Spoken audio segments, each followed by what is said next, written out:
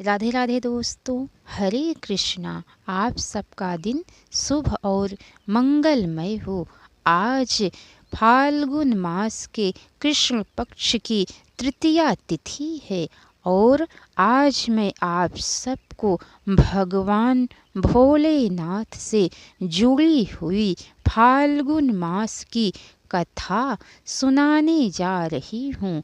अगर अच्छी लगे तो लाइक करके कमेंट बॉक्स में ज़रूर बताइएगा। आगे के अध्याय में आप सब सुने थे कि शौनक जी के पूछने पर किस प्रकार सूत जी बता रहे हैं कि भगवान शिव का पूजन मूर्ति और शिवलिंग दोनों में किया जाता है। सूत जी कहते हैं कि एक समय शेष साई भगवान विष्णु अपनी पराशक्ति तथा पार्षदों से घिरे हुए शयन कर रहे थे।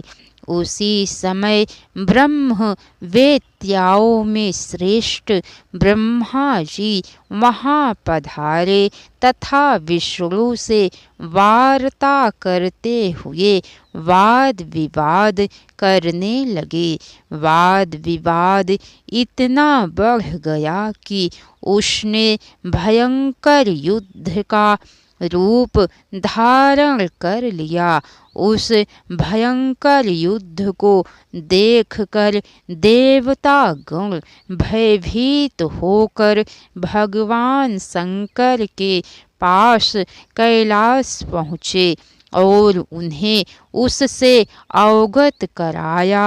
निराकार भगवान शंकर इस भयंकर युद्ध को देखकर एक विशाल अग्नि स्तंभ के रूप में उन दोनों के बीच में प्रकट हो गए।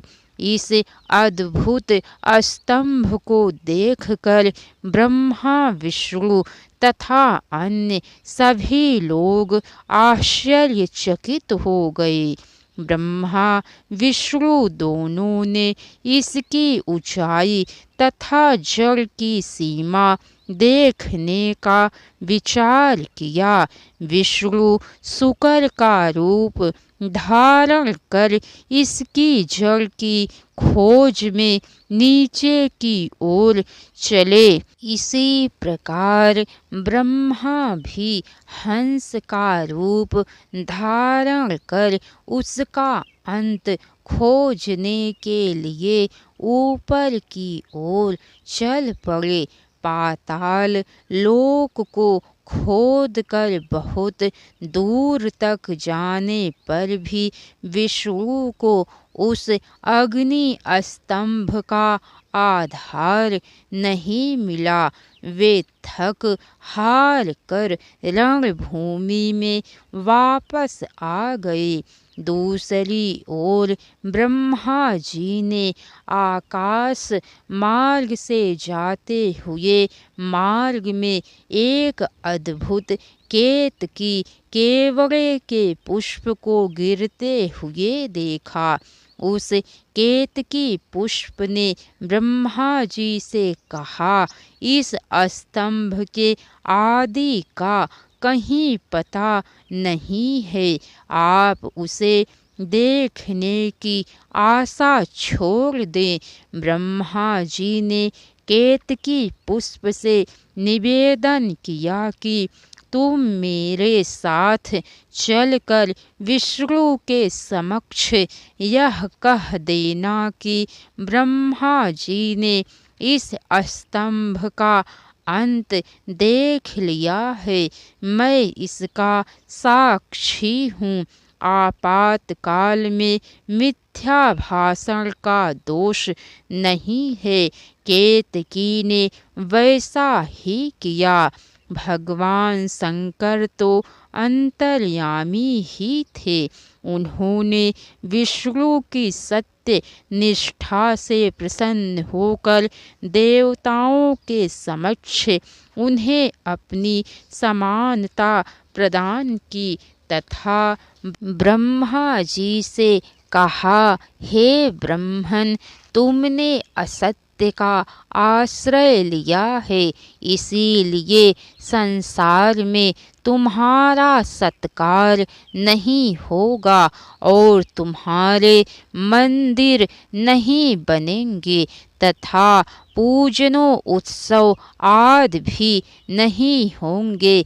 भगवान शिव ने झूठी गवाही देने वाले कपटी केतकी से कहा, तुम दुष्ट हो, मेरी पूजा में उपस्थित तुम्हारा फूल मुझे प्रिय नहीं होगा। तदंतर भगवान शंकर ब्रह्मा विष्णु तथा केतकी पुष्प पर अनुग्रह करके सभी देवताओं से अस्तुत होकर सभा में सुशोभित हुए। सूत जी कहते हैं कि आगे के अध्यायों में भगवान सदाशिव ने प्रणव एवं पंचाक्षर मंत्र की उत्पत्ति और महिमा का वर्णन किया है। सबसे पहले भगवान शिव के मुख से ओमकार ओम प्रकट हुआ। यह मंत्र शिव स्वरूप ही है। इसी प्रणव से पंचाक्षर मंत्र की उत्पत्ति हुई है। प्रणव से युक्त पंचाक्षर मंत्र ओम नमः शिवाय से संपूर्ण मनोरथों की सिद्धि होती है। इस मूल मंत्र से भोग और मोक्ष दोनों ही प्राप्त होते हैं। इसके अनंतर सूत जी शिवलिंग की स्थापना, उसके लक्षण और पूजन की विधि तथा शिव पद की प्राप्ति कराने वाले सत्कर्मों का वर्णन करते हैं। आगे मोक्षदायक काशी आदि मुक्ति क्षेत्रों का वर्णन विशेष काल में विभिन्न नदियों के जल में स्नान के उत्तम फल का निर्देश तथा तीर्थों में पाप से बचे रहने की चेतावनी भी दी गई है। सदाचार, शौचाचार, स्नान, भस्म धारण, संध्या वंदन, प्रणव जप, गायत्री जप, दान, न्यायतः धनोपार्जन तथा अग्निहोत्र आदि की विधि एवं उसकी महिमा का वर्णन किया गया है। सूत जी कहते हैं कि मुमुक्षु व्यक्ति को सदा ज्ञान का ही अभ्यास करना चाहिए। धर्म से अर्थ की प्राप्ति होती है। अर्थ से भोग सुलभ होता है और उस भोग से वैराग्य की प्राप्ति होती है। धर्म पूर्वक उपार्जित धन से जो भोग प्राप्त होता है, उससे एक दिन अवश्य वैराग्य का उदय होता है।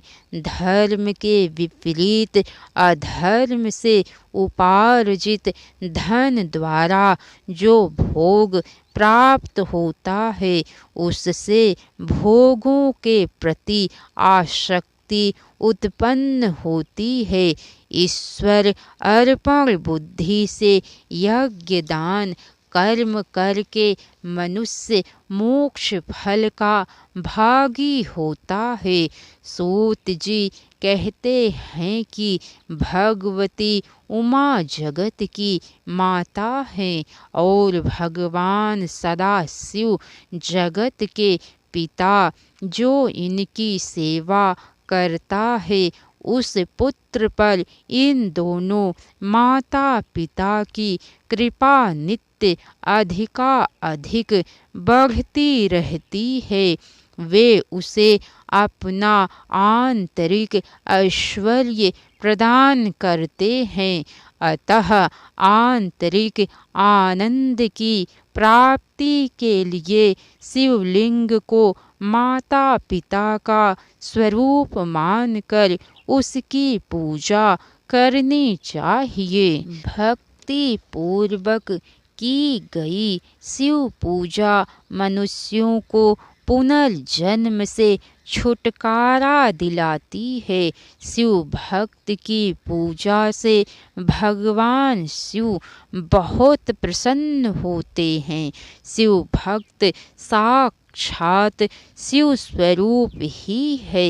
अतः उसकी सेवा में तत्पर रहना चाहिए। भगवान शिव को अपनी आत्मा मानकर उनकी पूजा करनी चाहिए। भगवान शिव की प्रदक्षिणा, नमस्कार और षोडशो उपचार पूजन अत्यंत फलदायी होता है। राधे राधे दोस्तों, हरे कृष्णा। तो कैसी लगी कथा लाइक करके कमेंट बॉक्स में ज़रूर बताइएगा। इसके आगे की कथा दोस्तों आप सबको कल सुनने को मिलेंगी। हर हर महादेव।